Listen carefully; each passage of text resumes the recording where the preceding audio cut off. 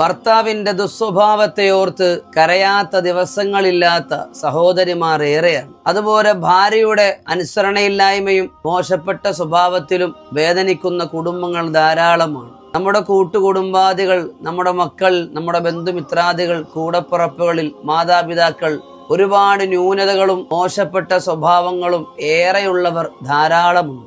അതുകൊണ്ട് അപമാനിക്കപ്പെട്ടവർ, നാണം കെട്ടവർ, പൊതുസമൂഹത്തിന്റെ മുമ്പിൽ മോശക്കാരായിട്ട് ദിവസവും കരയേണ്ടി വന്ന അവസ്ഥകൾ തന്നെ പലർക്കുമുണ്ട്. നമ്മുടെ കുടുംബാദികളുടെ, നമ്മുടെ പ്രിയപ്പെട്ടവരുടെ ദുസ്വഭാവങ്ങൾ മാറാൻ വളരെ മനോഹരമായിട്ടുള്ള ഒരു സൂറത്ത് നമുക്ക് പഠിപ്പിക്കുന്നുണ്ട് മഹത്തുക്കൾ. ഏതാണത്? സൂറത്തു ശർഹ്, അലം നശ്റഹ് ലക സദ്റക്. ഈ സൂറത്തിനെ 125 തവണ 7 ദിവസക്കാലം തുടർച്ചയായിട്ട് ദിവസവും ഓതി തീർക്കുക. അല്ലാഹു തആല നമ്മുടെ കുടുംബങ്ങളെ നന്നാക്കട്ടെ.